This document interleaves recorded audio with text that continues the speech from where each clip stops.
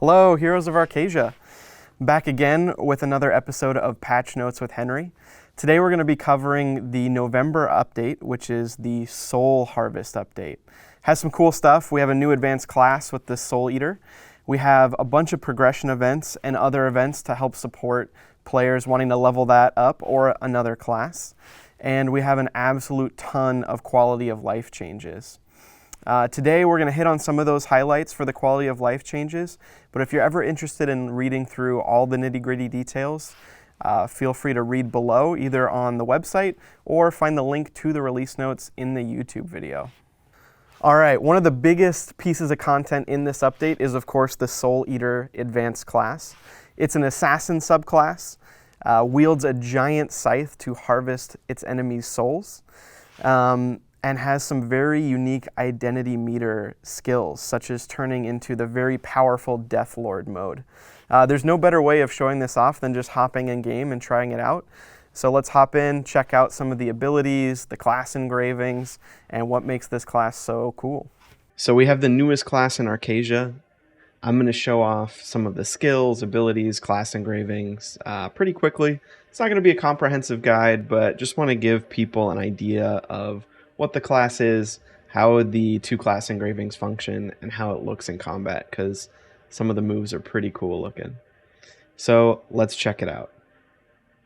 Before we dive into some of these different identity meters for the game, one thing that I want to show off really quick is the different types of skills that the Souleater has.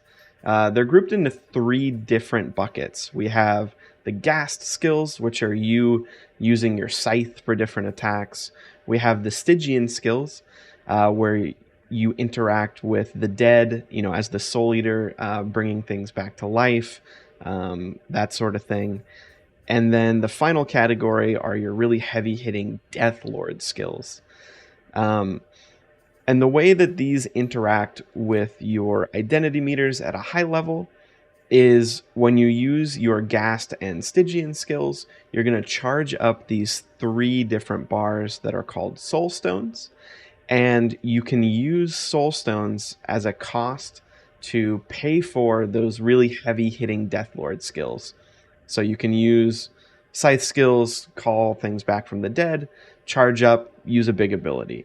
And that's how the class functions at a base level. Now, layered on top of that, you have the possession meter.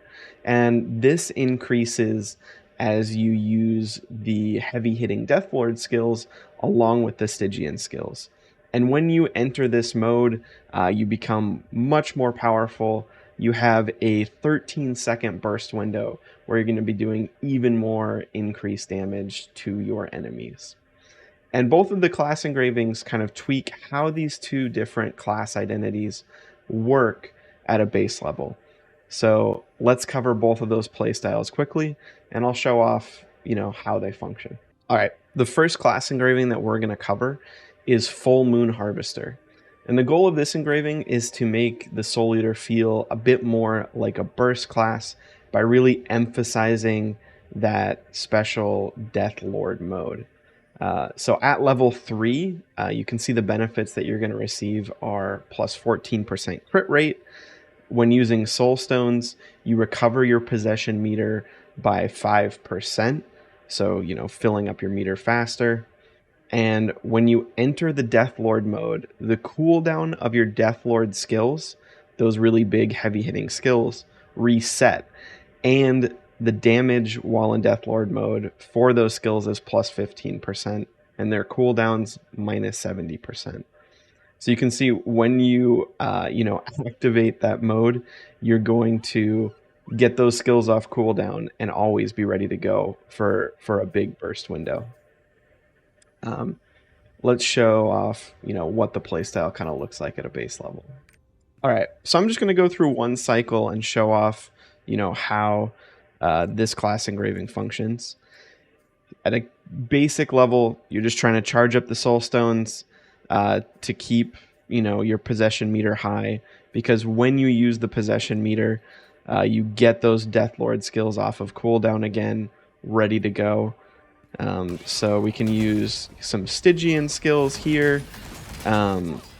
along with some of the ghast skills to charge up our soul stones. Then once those are up, we can use those soul stones to activate the powerful Deathlord skills. You can see here the numbers aren't huge, but that will change once we enter our burst window. So we're still just charging up. You can see we almost have it full. Once we get off a few more abilities. Cool. So once we activate, we're going to go into the mode. We're going to be able to use 3 of these skills, so 1 of each, before the mode ends. And yeah, let's see what the burst looks like. So here we go. Not bad. Use the awakening while we have that extra damage, and there we go. Pretty fun. And then, you know, the goal is to pull that off again. We can use our soul stones because those hold over from the last time we actually used the burst, and just keep going and, you know, work to get that burst up again. Let's talk about the Knight's Edge playstyle. So this one is a bit more focused on constant uptime rather than a specific burst mode. But that being said, it also does have its own special little burst mode. So let's get into the details. The way that Knight's Edge works is it turns the possession meter into a different meter called the Edge meter, which disables Deathlord mode.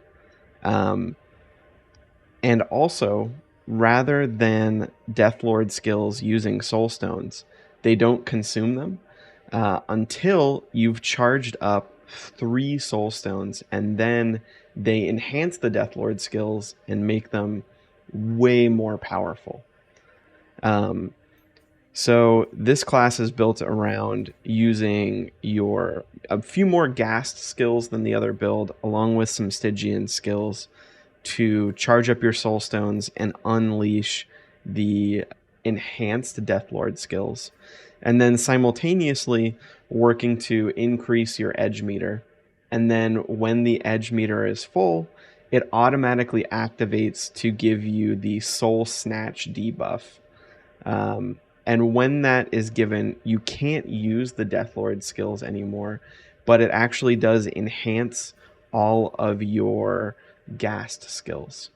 So I will show you off what some of the enhanced skills look like and take a look at how this class engraving plays. Cool. So when you're attacking the enemy, you can use your ghast skills to start charging up the soul stones. And I'll show you off what kind of the difference between having 3 soul stones for an enhanced attack look like versus a normal one. So let's use a Deathlord skill. Since we have 2 charges of Vestige, let's use one here, 24 mil, versus charging that all the way up and using it again. Well over twice the damage. Let's keep going. Charge up. So now we have another enhanced attack. Do a ton of damage with that. And as you can see, you actually slowly lose the edge meter. So you can intentionally keep yourself away from hitting that threshold, or continue to use all of your skills and enter that mode intentionally to enhance your ghast skills. And the enhanced Deathlord skills actually give more meter than the non-enhanced ones. So you can see there, we gained quite a bit. So now that we're getting close to the edge meter being full, we can go ahead and fill that up with our last skill. And then while we're in that mode, use the enhanced ghast skills. While it's running out, do a bunch of damage with the ghast skills and Stygian skills. And then come out of the mode and we have soul stones ready to go. Pop those off and just continue, working to deal damage as quick as we can. This class usually uses a combination of crit and swiftness so that your abilities are coming off of cooldown faster and you can keep, that uptime as optimal as possible. Yep, so that is how Knight's Edge works. So now we've taken a look at how both of the class engravings function. A little different, but both playing off of the element of meter gain along with balancing your soul stones and how you want to spend those in combat. I think it's a really cool class. Personally, I'm going to try the specialization version first with the Full Moon Harvest, but with engraving support from the Super Makoko Express, I'm definitely going to try both out in raids and see which one I end up liking more. Awesome. Now that we took a look at the Souleater, let's hop in and check out some of the progression events that we have coming. There's two major ones. We're going to have a Super Makoko Express event, similar to what we released when the Aeromancer came out. And then on top of that, we have a new progression event called Path of the Souleater. While it is named after the Souleater, it doesn't actually have to be used on that class. You can use it on any class you want. Once again, I'd like to just show off some of the rewards, show you how the UI works so you can get it easily enabled on your characters when the update drops. So let's hop in. I'll show you the Super Makoko Express event first, and then we'll dive into the Path of the Souleater event. So the November Soul Harvest update comes with two different progression events. We have the Super Makoko Express along with the Path of the Souleater event. And both of these events can be used on any character you want. It doesn't have to be the Souleater, but for the purposes of this video, and probably when it releases very soon, I will be activating them on my Souleater. So the first one is obviously the Super Makoko Express. This can be activated on a character from item level 1415 to 1540. It's perfect to use once you've used that South Vern Power Pass that gives you the relic gear and drops you off right at item level 1415. So I'm going to activate it on my Souleater and show you what some of the different rewards you're going to get from that are quickly. And then we'll also do the same for Path of the Souleater. Just cover some of the rewards and check it out. All right, here we go. Let's activate. Souleater Super Makoko. It's active until February 7th, so you have about 3 months of all of the engraving support and time to level up the pass. So you can choose the basic settings right when you start off. This will help you get started with a build very quickly. I'm gonna... Let's go with Full Moon. Try out the burst. So right off the bat, it'll give you some recommended engravings, gem support, and then gear that gives you the stat that's most valuable for that build. So for this case, spec and crit. And then if you go Knight's Edge, you can see that switches over to a crit swift build along with different engravings. And you can change the engravings later in the engraving support menu. But this is just helping you get right into the gameplay immediately. Cool. I think for this one, I've already done some build setup. So this helps you figure out your different skill levels, all sorts of things. If you've already set that up or know what you want to do separately, you can either click Auto Apply to apply all of these settings to your character, or click the Only Receive Items, and it'll give you all the items and let you do some of the setup on your own. So let's receive our items, and then right off the bat we have access to the event. We can start claiming our rewards. We have done the Super Makoko Express before, so if you've been around Lost Ark for a while, you probably are pretty familiar with what you're going to receive. But if you're new and want to check it out, you can see at each level you're going to be getting honor shards, silver, and honing material pouches. And as you progress through these item levels and kind of make that leap once you hit 1490 and need to receive the next tier of honing materials, you can see that those materials mature alongside the pass. So every time you level up, you're getting valuable stuff. You can see the honor shards increase, the amount of silver increases, there's some gold sprinkled in there, and then when you reach the end, you get a particularly valuable reward, not only in terms of the items from here, but also at the very end you get this special chest which has some more powerful gems, some great honing books, 150 fions. Really sets you up. So I'm going to quickly hone through this. so I can get up to the item level required to show off Path of the Souleater.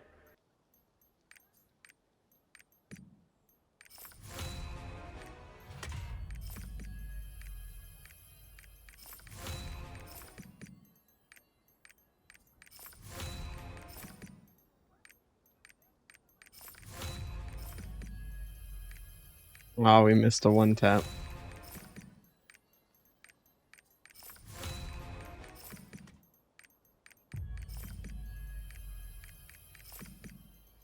Cool. So now that we've upgraded through one level, we can go in and claim the next reward. So that was 1430. Then once we reach 1445, next one, so on and so forth, all the way through the pass. Okay, so once you finish your pass, make sure you claim this reward, because this is the big one up here at the end. It's going to be after you claim, all the other ones, get those valuable items as well. And then we get to claim the big one, level 7 gems, bunch of cards, legendary selector pack, and Fions, so much more. But yeah, once you've maxed that out, it's a good time to decide what character you want to use your Path of the Souleater event on. It can be used on any character between 1490 and below 1610. So maybe you have a main that you've pushed up, you're missing some shards, missing some other items, and you want to continue that push. Feel free to do that. It's called Path of the Souleater since it's releasing with the Souleater, but you certainly don't have to use it on that character. I also think it's really cool that you can mix and match the Super Makoko Express and the Path of the Souleater. You don't have to use them on the same character.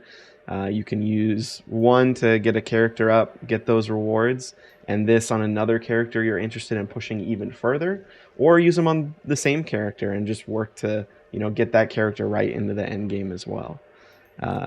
So we can go ahead and activate it on our Souleater. We got it up to 1555 with all that honing, and can start taking advantage of the really cool rewards in here. So just to give you an overview of how this event works, it's somewhat similar to the Super Makoko, where you're working your way through a track as you level up and earn different rewards. You can see that down here, 1540, 50, 60, 70, 80, and then once again, a special final reward with some pretty, juicy rewards in there too. So you can go through, claim these as you hit those levels. They're going to have not only useful honing materials, but other things. You can see the light spears in there, for example, to start upgrading your ability stone. And as you progress through these, lots of silver, lots of honor shards, you should be able to get your character leveled up really quickly. The other cool thing is if this is on a new character that you haven't advanced through and gotten all the gear from yet, when you are clearing some of these endgame raids, you're actually going to be getting way more of the materials from those raids to quickly level up your gear as well. For crafting the new gear, you can see here, clearing Gates of Belshazzar give you way more Phantom Intentions, 40 for each of these missions as you break through those gates. You can tab over here and get the Empyrean of Contemplations from Triangle to upgrade to that level 3 set bonus. And remember, with the change from, I think, 1 or 2 months ago, you don't have to level up to level 2 set effect before hitting level 3 now. So with these, you can jump straight to level 3 and just get your character really geared up for the end game. And this actually goes all the way to Akan, with being able to clear up to 12 Akan gates and earning a ton more Eye of Decays to get that, that top tier ancient gear as soon as possible.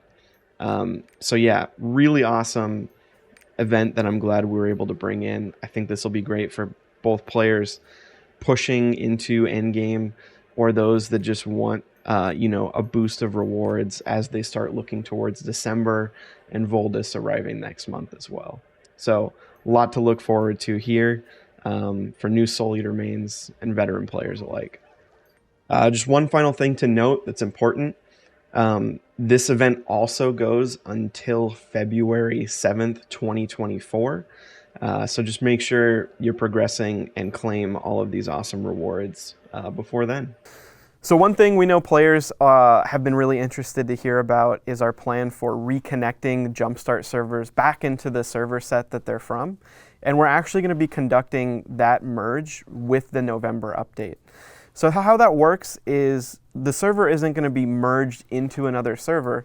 Rather, the server is just going to be reconnected in the region that it's already in. So for each region, the server will just come online like any other server would in that region, meaning that it's reconnected to the auction house, party finder, and all the other systems that were previously isolated. So now you'll be able to play with people in the whole region, have access to all the items listed on the marketplace and auction house, and otherwise be able to play with everyone in the region. We're excited to see how far players have progressed in Jumpstart, and we feel that it's the right time to release them into the wild as they've grown up and are ready to enter some endgame raids, have access to all of the different items that they might not have had on their auction house, and otherwise continue in their Lost Ark journey. Another important piece of content arriving in this update are the Prologue quests for Voldis. Definitely something you'll want to complete before that drops in December, next month. The quest you'll want to pick up is called Madnik's Call. You can find it from the Shoeshire Mercenary NPC in most major cities, or if you're in Algacia, you can pick it up from the Transparent Mirror. There are also a few prerequisite quests you'll need to complete before doing the Voldis Prologue, which are the Twilight Hill World Quest in Plechia and the Elpon World Quest in Shoeshire. So once you've completed those, you can check out this new quest and you're good to go. So for events this month, before we go into some of the changes to the existing ones and some of the new events, just wanted to give a quick reminder that we have 3 progression events drawing to an end, since we have those new progression events we covered earlier coming into the game in this update.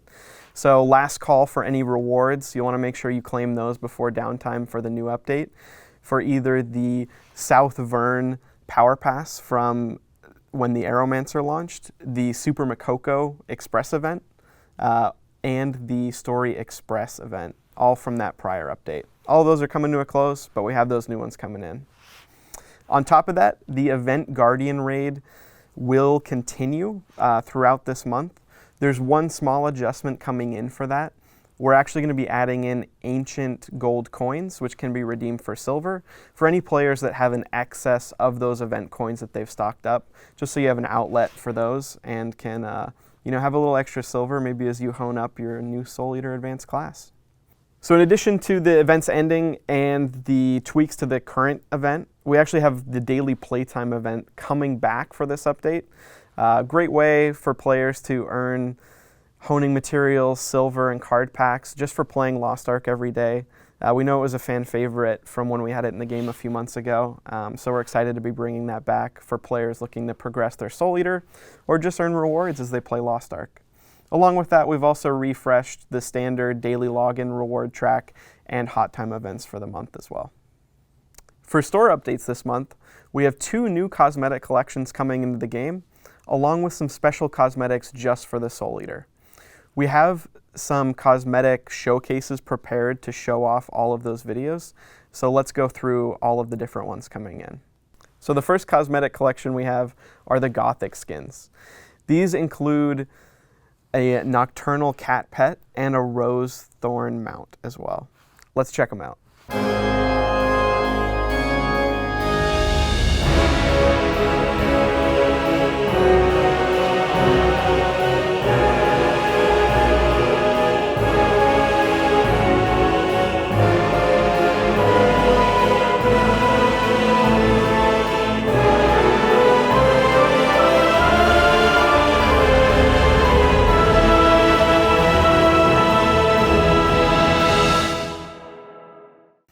The next collection that's coming alongside the Gothic skins are actually the 4th anniversary skins from Korea. In our version, they'll be called the Song of Adventure skins, and they're really cool ones designed by the community. We know players have been really looking forward to these, and we're super excited to be able to bring them in. Just one quick note before we play the showcase video. There's also a special skin for the Slayer that's been developed, since when they launched in Korea, the Slayer wasn't available. Let's check those out as well.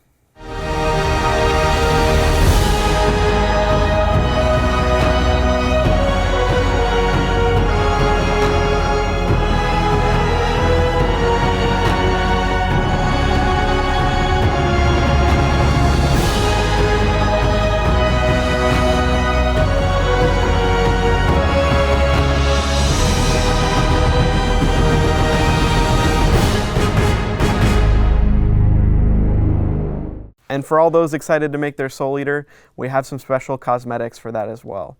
We have the launch skins for the Souleater, which include a package with a special title. And then on top of that, we're also bringing the Season 2 Yaz's Jar Leap skins for the Souleater for players that are looking to get either an epic or legendary skin from that set. In the showcase video, we're only going to be showing the legendary ones because there's a ton of epic ones available, but you'll be able to see those along with the launch skins. So let's see that.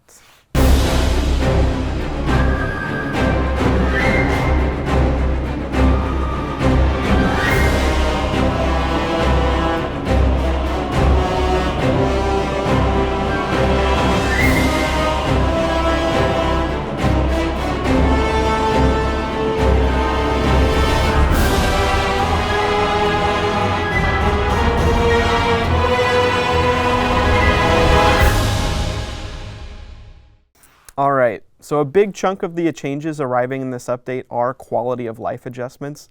There's an absolute ton of them. We're going to cover a few that we know players have been looking forward to. And then after that, I'm going to start going through some of the categories of changes, but not dive into every nitty-gritty detail and change. We'll save that for players that want to go read through those changes in the full release notes. But for here, we'll just do a highlight reel.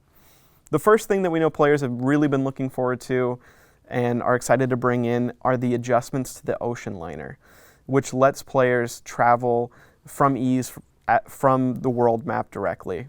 Great update for traversing through Arcasia. I'm going to show you how it works really quickly in game, and then we can do a rapid fire through the rest of the quality of life changes. The one thing we know players have really been looking forward to are the changes to the ocean liner. So I'm just going to show it off quickly so you know where to find it in the UI when the update drops. Now you can use it from anywhere in the map. You can just open up your map by pressing M and click Board Ocean Liner. You can choose where to board it from. We can click here and see that now we can go anywhere in Arcasia from North Vern directly and board the ocean liner from wherever. You don't have to go talk to the guy in the ports anymore. So hopefully, this will be a good quality of life change as people are venturing around, gathering different pieces of horizontal content. And the other key part is you don't have to board that ocean liner anymore. As you can see there, I just directly hopped on the ocean liner and fast traveled over. No more animation of waiting on the boat. You can just go ahead and take the ocean liner directly. So speeds up that process as well. Now that we saw the ocean liner change, I'm going to go through the different categories of quality of life changes. There might be a few favorites or ones that we think players will be excited for that I'll point out quickly in here. But if you want to dive into all the details, once again, check out the full release notes. So to start off, we have party assembly and operations improvements. This includes some great party changes, such as party numbers are not mixed anymore when the party leader changes, and a notification is displayed mid-screen when changing party leader. Some more rapid-fire categories. We have potion item registration options, guild updates, skins and skin crafting updates, music UI improvements, stronghold and life skill updates, UI updates. A personal favorite there is being able to use the interaction wheel while in observer mode. We also have tooltip updates and item use updates. That was well over 1,000 words of release notes summed up very quickly. If any of those categories interest you, go check out the full notes. We're going to do rapid fire through the general settings as well. There's a ton of small general updates. Some highlights include unlocking the Plecha knowledge transfer, which you'll need to complete before you venture to Voldis. We've extended character slots from 24 to 30. And there are also some content balance changes for the Argos Abyss raid, level 1 to 4 Guardian raids, and tier 2 Abyssal dungeons. Alongside that, counter difficulty has also been decreased in earlier Guardian raids and Abyssal dungeons. So yeah, those were some of the highlights from the general updates. There's a few more in there, some small class changes, class UI changes, things like not being able to PvP in the Rowan field boss area anymore. If you're interested in the nitty-gritty, once again, feel free to check it out in the full release notes. All right, well, that wraps up today's episode of Patch Notes with Henry. Just wanted to thank you all for coming. You know, we've really appreciated a lot of the feedback we've been getting as we've been trying to do some new stuff with the video department and reaching out to the community. As always, if you have any feedback or comments, we're reading the comments. We're, really appreciate all the feedback being given.